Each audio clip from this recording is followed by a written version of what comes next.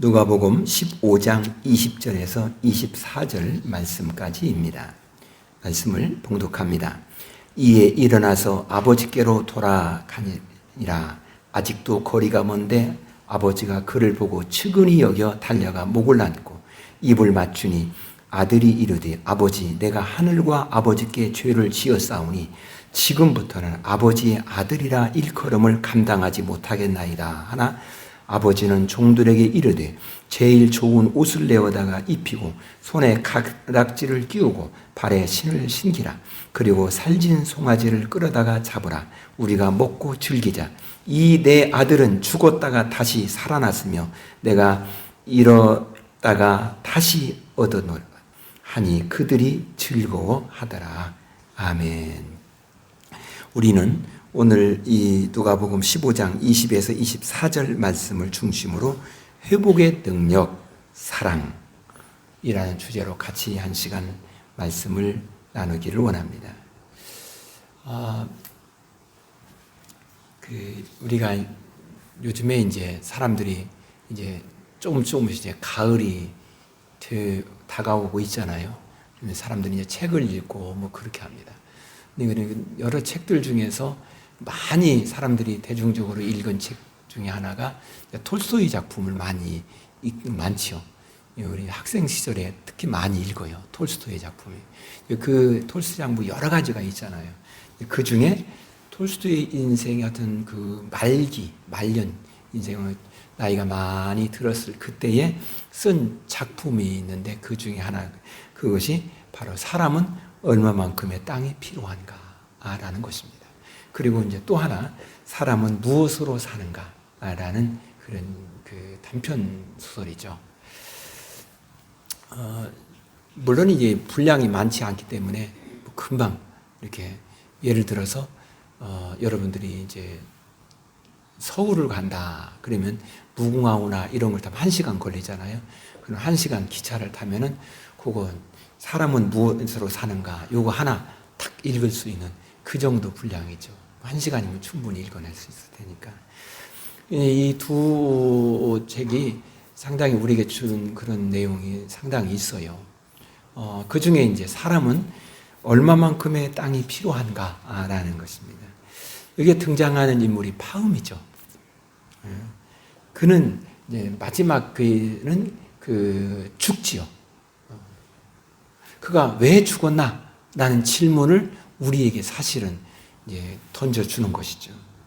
그 내용은 이런 거잖아요. 그가 이제 이 당신에게 이 땅을 하루 종일 걸어서 걸은 만큼 그곳을 당신에게 땅으로 주겠다. 근데 한 가지 반드시 조건이 하나 있는데 그 조건은 해가 넘어가기 전에 여기에 도착해야 된다라는 것이죠. 그래서 내가 걸은 만큼 땅이 내 땅이라는데 이 얼마나 좁은가. 그래가지고 막 걷잖아요. 그래서 보니까 여기도 좋아 보이고 저기도 보여야죠. 저기도 금사랑이 땅같이 보여요. 이래서 막 걷습니다. 그래서 이것도 저것도 이게 다 내 땅인데 이거 걷잖아요. 그런데 한 가지 이 사람이 간과한 것이죠. 돌아갈 시간을 계산을 안 한 거죠. 그래서 정신을 이 땅이 저 땅 다 내 땅이야 됐어. 이런 기분에 들떠서 걷다가 보니 해가 넘어가기 시작합니다.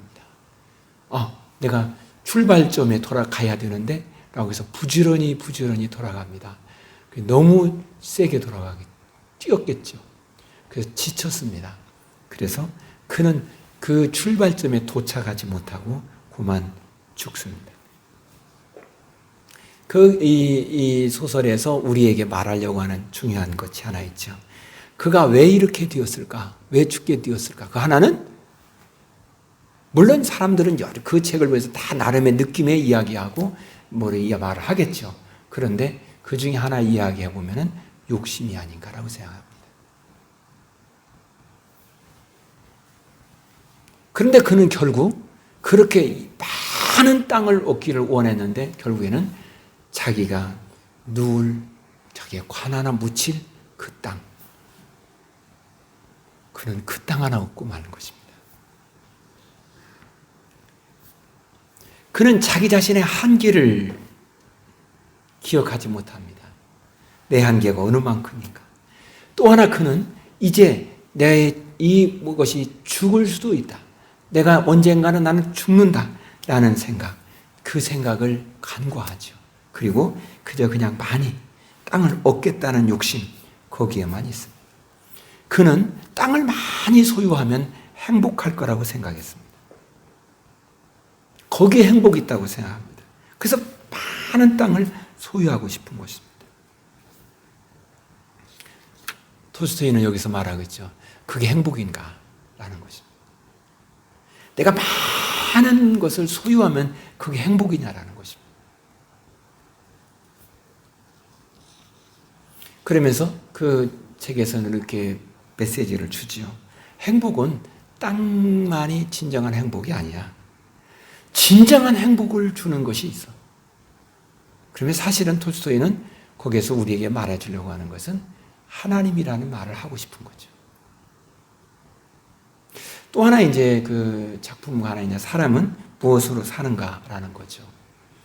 이 주인공은 이제 미하일라죠. 그 천사였다가 이제 하늘에서 하나님으로부터 그냥 그 명령을 어겼다 해서 추방을 당하죠. 그래서 벌을 받아 추방을 당합니다. 근데 거기에 등장하는 부부가 나오죠. 그래서 세몬과 마테로나이죠. 이 부부가 등장합니다. 그는 가죽으로 해서 이렇게 제품을 만들어서 시장에 팔고 이렇게 먹고 사는 사람입니다. 그런 그가 시장에 가서 그걸 판매하다가 다 못 팔죠. 제대로 돈도 못 벌죠. 그리고 돌아옵니다. 돌아오는데 교회 앞에 어느 한 청년이 그 추운 겨울에 눈보라가 내리치는데 거기에 그냥 벌거벗은 채로 거기에 누워 있는 것을 발견하죠. 그래서 그는 그를 데리고 옵니다. 자기 집으로 데려옵니다. 이 부부는 얼만큼 가난하냐면 자기 집에는 외투 한 벌이 있는데 그 외투 한 벌을 남편이 아내가 서로 번갈아 가면서 입을 그렇게 외투, 왜? 추우니까 그걸 외투를 입지 않으면 큰일 나잖아요. 그래서 그렇게 살아가는 그 정도로 아주 가난한 사람입니다. 그런데 이 청년을 발견하고 자기 집으로 데리고 옵니다. 그러면 먹을 것이 더 많이 필요하지 않겠어요? 그래도 그를 돌봅니다. 그리고 그에게 신발을 만드는 것을 가르쳐 주지. 어느 날 한 그 귀족이 오지요. 그러면서 가죽을 주면서 내게 신발을 하나 멋지게 만들어라고 합니다. 그러자 이 미하일라가 이렇게 해서 가죽으로 신발을 만듭니다. 근데 만드는데 아니 이 사람이 만드는 것이 죽은 사람이 신는 신을 만들고 있는 것입니다. 이 부부가 깜짝 놀랍니다. 큰일 났다고. 이 가죽은 고급스럽고 비싸서 어디 함부로 구할 수 없는 것인데 이렇게 걱정을 하고 있습니다. 그런데 이 야일은 그냥 그 신발을 그렇게 만들고 있습니다. 조금 있다가 어느 한 사람이 등장해서 들어오더니 이렇게 말하죠. 이제 그 신발을 다른 신발로 바꿔주십시오. 죽은 사람이 신는 신으로 다시 바꿔서 만들어주세요. 그렇게 말하죠. 왜? 그 사람은 자기 집에 그 귀족은 돌아가서 죽게 되었죠. 뭐 그런 거죠. 그러면 이 미하일라는 왜 하나님으로부터 벌을 받아서 내려왔을까? 그 이유는 어느 한 집이 있는데 아이가 둘이 있는데 그 어머니를 데리고 오라고 이렇게 하나님의 명을 받았습니다. 근데 와서 보니까 참 그 아이를 보고 가족을 보면서 데려갈 수가 없었습니다. 그래서 그냥 혼자 갔습니다. 하나님의 명을 어겼다고 해서 그는 추방을 당했죠. 이런 내용이 전개되는 것이죠. 그러면서 하나님으로부터 세 가지의 숙제를 받아오죠. 사람에게는 무엇이 있는지, 사람에게는 또 무엇이 없는지, 사람은 무엇으로 사는지 이 숙제의 해답을 가지고 오라 이렇게 말을 하죠. 그러면서 그 작품에서 우리에게 말하려고 하는 것은 이런 것이죠. 인간이 가지고 있는 것은 무엇일까? 없다라는 것입니다. 인간이 의지할 곳은 어디 있을까? 없다라는 것입니다.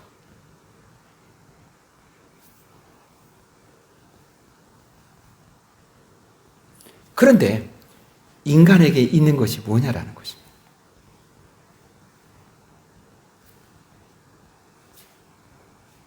인간에게 있는 것이 뭐냐?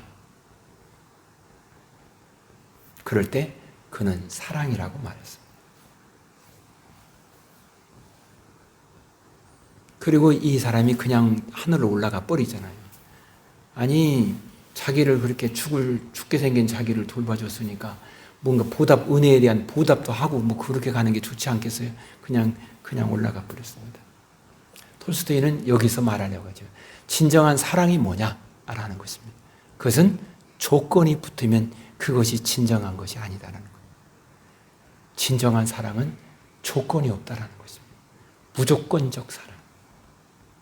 그러면서 이 톨스토이는 거기에서 진정한 그 무조건적인 사랑, 그 사랑은 하나님의 사랑이라는 것을 그 작품에서 말하고 싶은 것입니다.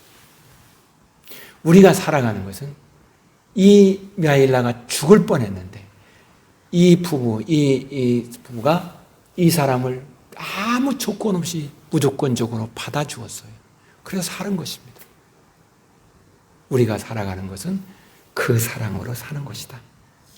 그러면서 우리 인간의 세계가 너무너무 이렇게 자꾸 어떤 조건을 제시하고 어떤 것을 자꾸 이렇게 해야만 한다라는 자꾸 그렇게 나가려고 하는 것에 대해서 우리에게 가르쳐 주려고 하는 거죠. 무조건적으로 사랑하는 진정한 그것이 사랑이 아니냐? 누가복음 15장은 그가 이 세 가지의 비유를 우리에게 말해줍니다. 하나는 양이 100마리가 있었는데 그 중에 한 마리를 잃어버렸습니다. 그래서 그 사람은 열심히 다니면서 그 한 마리 잃어버린 양을 찾습니다. 결국 찾습니다. 너무 좋아서 그냥 춤을 추면서 돌아옵니다. 그리고 이 사람이 너무 좋아서 그냥 잔치를 하는 것입니다. 두 번째 비유는 드라크마 비유입니다. 집에서 드라크마를 잃어버렸습니다.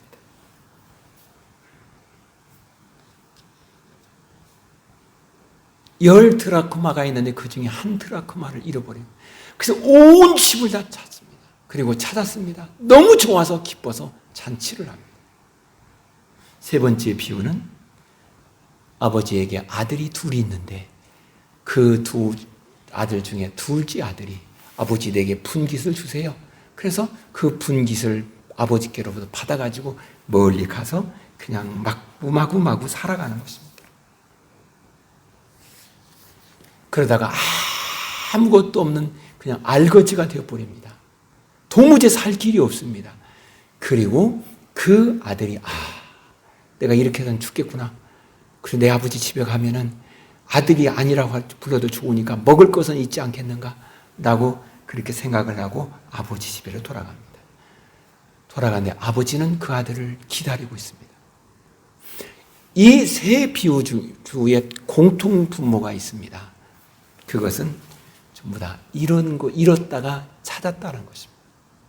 잃은 양, 잃은 드라크마, 잃은 아들 찾았다는 것입니다. 그러면 여기에서 잃은 양의 입장에서 이 말씀을 보는 것이 아니라 드라크마의 입장에 그 둘째 아들의 입장에서 이 말씀을 보는 것이 아니라 잃은 사람, 잃은 아버지의 입장에서 누가복음 15장을 보아야 될 것입니다. 그러면서 아버지의 마음을 여기에서 우리에게 말해주려고 하는 것입니다. 찾았을 때의 그 주인의 마음, 아들이 돌아왔을 때의 그 아버지의 마음, 그 마음이 하나님의 마음이라는 것입니다. 이와 비슷한 이야기가 창세기부터 시작이 됩니다. 하나님이 우리 인간을 만드셨습니다. 그리고 인간을 이렇게 에덴 동산으로 살게 하십니다. 그런데 우리는 에덴 동산에서 하나님께서 주신 그 모든 걸 누리며 사는데 한 가지, 왜 저걸 먹지 말라고 그래?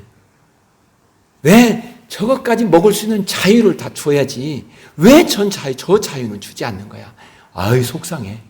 그리고 자기 나름의, 자기 스스로의 자기가 원하는 모든 것을 자기 스스로 살고 싶은 자유를 갈망합니다. 그 결과 우리 인간은 하나님으로부터 떠나갈 수밖에 없는 결과가 되었습니다.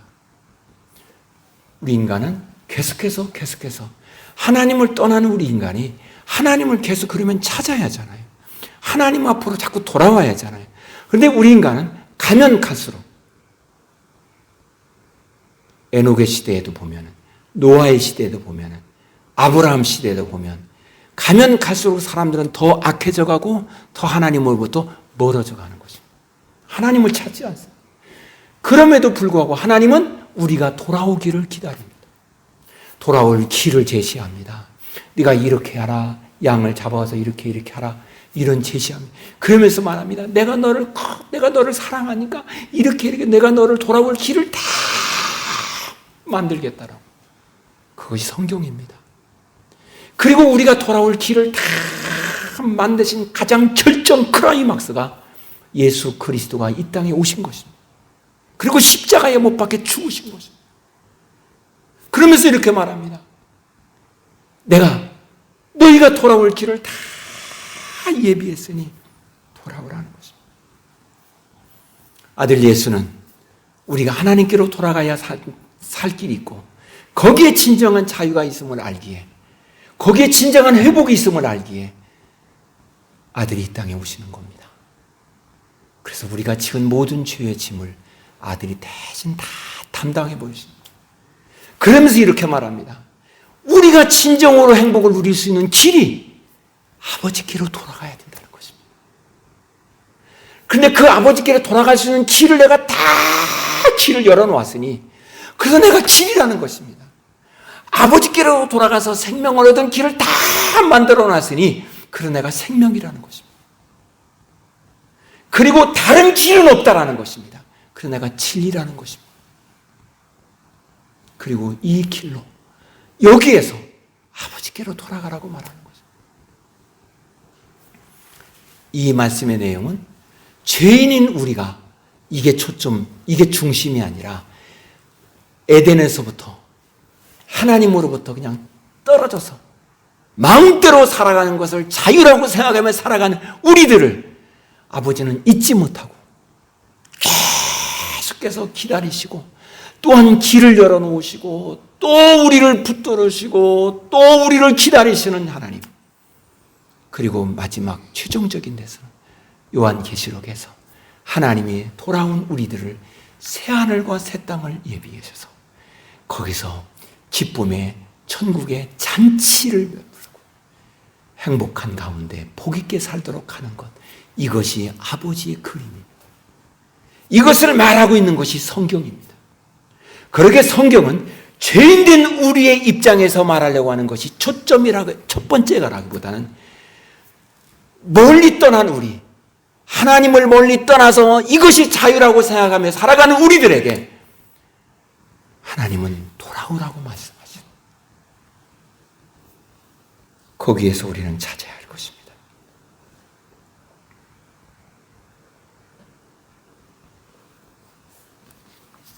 그것이 오늘 탕자의 비유입니다. 탕자는 아버지를 떠나 살아가는 것이 진정한 행복인 줄 알았어요. 그게 좋은 줄 알았어요. 그런데 아버지는 이 아들이 아버지를 떠나면은 안 된다는 걸 아는 거죠. 그러면 우리는 한 가지 의문이 생겨요. 그러면 분깃을 달라고 하면은 안 돼! 그리고 주지 말지. 왜 또 그걸 주셨나? 라고 생각을 할 수가 있습니다. 여기에 많은 신학자들은 이렇게 동의를 합니다.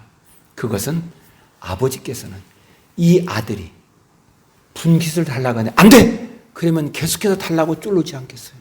아버지와 함께 살아가는 것, 아버지 집에 있는 것이 얼마나 귀하고 소중하고 행복하고 복되다라는 것, 그걸 알지 못하고 왜 안 주는 거야 하면서 매일매일 불평하며 그냥 그렇게 살려고 하지 않겠느냐는 거. 아버지는 그를 아버지의 재산을 아들에게 주면 아들이 허비하고 호랑방탕할 거라는 걸 알았다라는 것입니다. 그런데 한 가지 가르쳐주고 싶은 거 있습니다. 아버지 집이 얼마나 소중한가, 아버지와 함께 살아가는 것이 얼마나 행복한가, 얼마나 복된가, 그것을 아버지는 아들에게 가르쳐주고 싶은 것이었습니다. 이 아들이 언젠가는 돌아올 것이라는 걸 아버지는 아는 것입니다. 아버지의 집에서 아버지와 함께 살아가는 것, 이것이 생애 이 아들에게 가장 행복이라는 것을, 이것을 가르쳐주기 위해서 아버지는 비싼 수업료를 냈습니다. 그것은 자기에 있는 분깃을 아들에게 주어서 다 허랑방탕하는 그러한 수업료를 낸 것이죠. 아버지는 그것이 아깝지 않습니다. 이 아들이 아버지를 아버지로 알고 아버지 앞에 돌아와서 아버지와 함께 살아가는 것이 가장 행복이라는 것을 알면 그것으로 아버지는 족한 것입니다. 그 이야기인 것입니다. 그러기에 오늘 그리스도인들에게 질문을 던지는 것입니다. 이 말은 여러분에게 있어서 가장 좋은 곳이 어디냐고, 여러분은 누구와 함께 있는 것이 가장 행복하느냐, 이렇게 말을 할 때 그리스도인들의 대답은 내가 하나님과 함께 있는 것이 가장 행복이고 내가 하나님의 집에서 하나님 안에 살아가는 것이 내 생애에 있어서 가장 고귀하고 복된 것이라고 고백하는 그 고백을 아버지는 듣고 싶은 것입니다.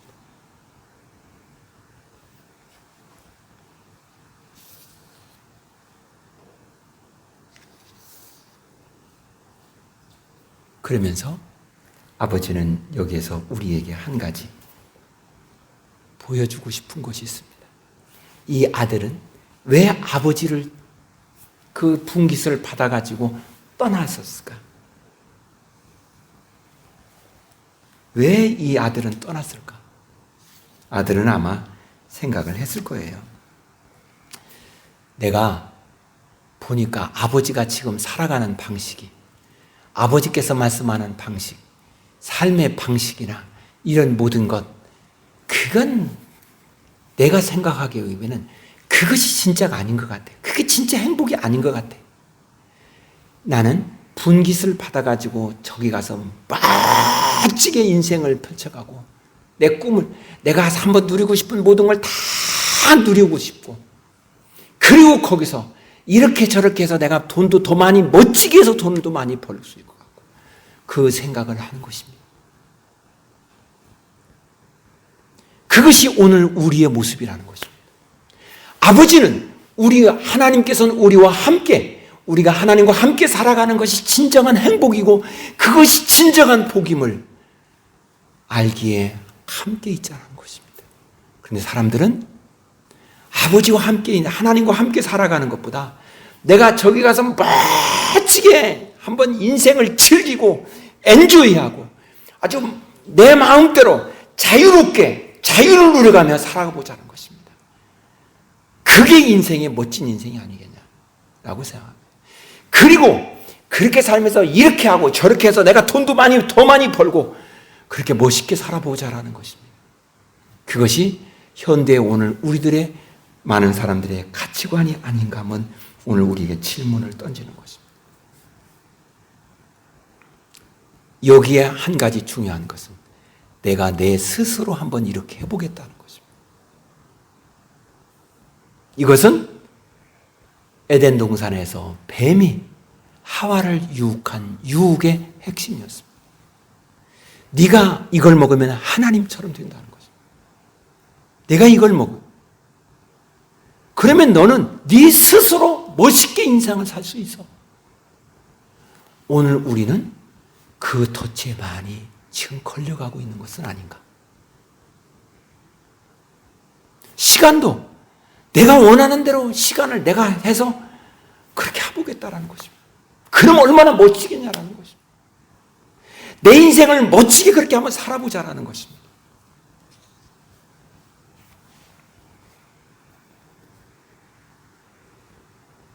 아버지의 간섭을 피하고 싶은 것입니다.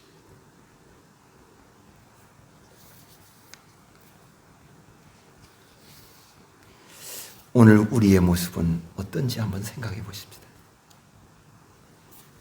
그러다가 그가 있는 모든 걸 다 잃었다. 거기에 우리는 초점을 맞춰 생각하지 마십시다. 그가 거기에 살면서 어느 시점에 가서 이게 내가 살아갈 길이 아니야. 여기가 내가 있어야 할 곳이 아니야. 라는 것을 발견했다는 것입니다. 그것이 성경에서는 이 사람이 가지고 있는 모든 재산을 다 허비해버리고 돼지를 키우는 데 가서 돼지 지원료를 먹고 인생의 제일 바닥까지 갔다라는 것이 이 성경에서 말하는 것입니다. 근데 오늘 우리 성경에서는 우리에게 말하고 싶은 것입니다. 내가 내 모든 재산을 다 잊어버리고 내 모든 건강을 다 잊어버리고 내 인생의 최악의 상태에 빠져가고 그렇게 하라 그런 이야기를 하는 것일까요? 그게 아니라 성경은 우리에게 말하고 있습니다. 지금 현재 이 시간에 내 마음에 하나님과 함께 있는 것이 진정한 행복이라는 사실, 그것을 발견하기를 성경은 우리에게 원하는 것입니다. 여러분은 어떻습니까?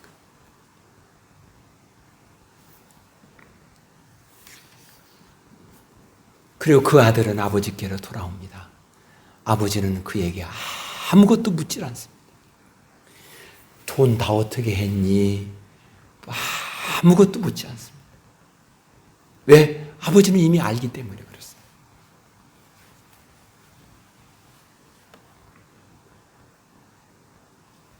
여전히 아버지는 이 아들을 아들이라고 불러줍니다. 이것이 아버지의 마음입니다. 이와 비슷한 이 그리스 철학자가 쓴 소설이 하나 있습니다. 내용 청개가 비슷합니다.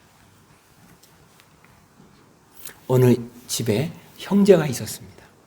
큰 형과 동생이 있었습니다. 큰아들은 효자입니다. 둘째 아들은 아버지 마음을 많이 아프게 하고 힘들어하게 하는 그런 아들이었습니다. 그런데 어느 날 이 두 형제가 어디 여행을 가게 됐습니다. 배를 타고 항해하면서 좀 먼 데 갔다 오기로 그렇게 계획을 했습니다. 그리고 배를 타고 갑니다. 한참 가다가 고만 해적선을 만납니다. 그래서 해적들에게 이 형제가 잡힙니다. 인질로 잡히죠. 그리고 이 해적들은 네가 여기서 나가려면 몸값을 지불하고 나가라 그렇게 말합니다. 그래서 그 몸값을 지불하라. 자기는 지금 없잖아요, 돈이. 그래서 집에 편지를 보냅니다. 아버지가 그 두 아들이 해적에 잡혀 있다는 소식을 듣고 몸값을 이만큼의 돈을 두 아들의 몸값 이만큼이다라는 그 편지를 받았습니다. 아버지가 생각합니다. 이 두 아들을 다 몸값을 지불하려면 자기가 가지고 있는 재산의 2배가 있어야 돼요. 현재 재산 이걸 다 팔아도 한 아들의 몸값밖에 안 되는 것을 알게 합니다. 그래서 아버지는 자기 있는 재산을 다 팝니다. 그리고 그 몸값을 가지고 해적이 있는 곳에 갑니다. 협상을 합니다. 내 있는 재산이 요만큼밖에 없으니까 이걸 해서 어떻게 좀 하자고 이렇게 해적들은 요지부동입니다. 안 된다. 한 아들의 몸값밖에 안 되니까 둘 다 데려갈 수는 없고 아들 하나만 내가 선택해서 데리고 가라 이렇게 말합니다. 큰아들은 효자입니다. 몸이 건강합니다. 둘째 아들은 아주 그냥 탕자처럼 방탕했습니다. 매일 주정뱅이에 술을 취해 살고 아버지 마음을 저질저질 속삭여드리는 그 아들입니다. 해적이 말합니다. 둘 중에 하나를 택하라고 말합니다. 그 소설에는 우리에게 이 질문합니다. 여러분이 아버지라면 누구를 택하겠냐는 것입니다. 그러면 사람들은 어때요? 아니 이 둘째 아들은 속도 저질저질 썼겠지. 몸도 아파서 언제 죽을지 모르는 그러한 병약을 그런 아들이지. 큰 아들은 효자지 건강하지. 여러분 같으면 어느 아들을 택하겠습니까? 효율적으로 보면 큰 아들이 되겠죠. 그런데 아버지는 둘째 아들을 택합니다.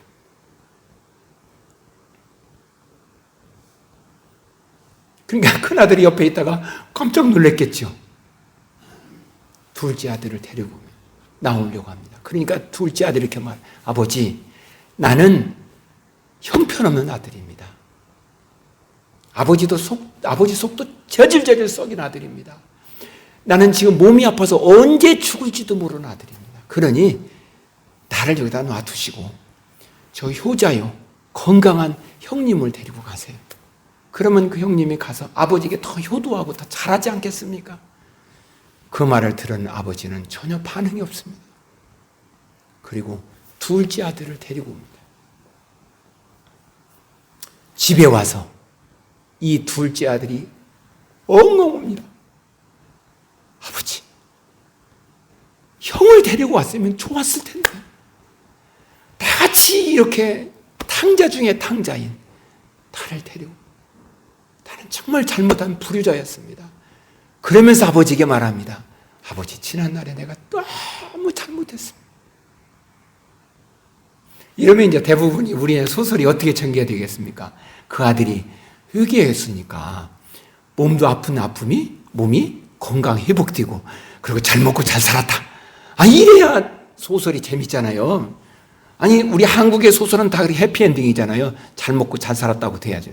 근데 그 둘째 아들이 죽습니다. 그런데 어느 날 큰 아들이 집에 왔습니다. 어떻게 왔냐니까 몰래 도망쳐서 왔다라는 것입니다. 그러면서 아버지에게 말합니다. 아버지, 왜 나를 버리고 동생을 데리고 왔습니까? 라고 하면서 아버지를 원망합니다. 그리고 이제 나는 당신을 나의 아버지라고 하지 않겠습니다. 그리고 집을 떠나가 버립니다. 그 소설은 우리에게 질문을 던집니다. 그 아들이 진짜 효자냐? 그리고 그 아들이 효도를 했다면 무슨 생각으로 효도를 했느냐? 라는 질문을 던집니다. 그 아들이, 큰 아들이 아버지를 진짜 존경하는 마음으로 아버지께 효도를 했느냐? 아니면 아버지가 가지고 있는 그 많은 재산, 돈, 그걸 보고 효도를 했느냐라는 질문을 던집니다. 둘째 아들이 아버지께 잘못 회개하는 것은 그거 아무 상관없습니다. 내가 아버지의 마음을 아프게 했다라는 것입니다. 그리고 아버지께로 돌아온 것입니다.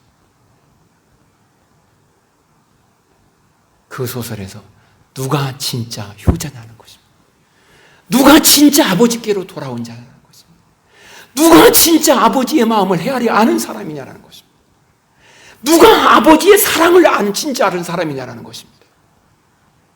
물론 그 소설에서는 거기에 대한 답을 말하지는 않습니다. 우리가 그 해답을 찾아보자는 것입니다. 그러면 진짜 아버지를 사랑한 자가 누구였을까요? 진짜 아버지를 존중히 여기는 자가 누구였을까요? 둘째 아들이라고 생각되지 않습니까? 큰아들은 그 아버지의 돈만 그것 때문이라고 생각되지는 않습니까? 그 큰아들이 집을 떠나기 전에 아버지가 이렇게 말합니다. 얘야, 내게 있는 모든 것은 다 네 것이 되지 않느냐? 라고 말합니다. 물론 그 후에 돈을 얼만큼 회복해서 벌었는지 그것은 말하지 않습니다. 모든 걸 다 네 것이 아니냐? 그러나 아들은 떠나가 버리고 맙니다. 성경은 우리에게 말합니다. 우리는 나그네라고 말합니다. 나그네라는 이야기는 그 뜻을 보니까 나간 사람이라는 것입니다. 성경에서 이 둘째 아들이 아버지 집으로 돌아왔다는 것입니다. 돌아왔다라는 이야기에 전제되는 것이 있습니다. 그것은 멀리 갔다라는 것입니다. 멀리 갔는데 다시 되돌아왔다는 것입니다.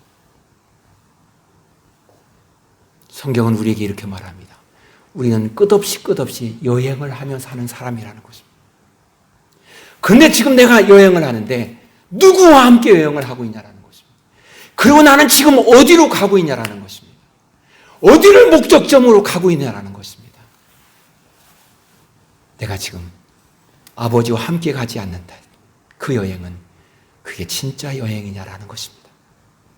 이제 거기서 돌아오는 것입니다. 그것이 누가복음 15장에서 말하고 있는 탕자 이야기입니다.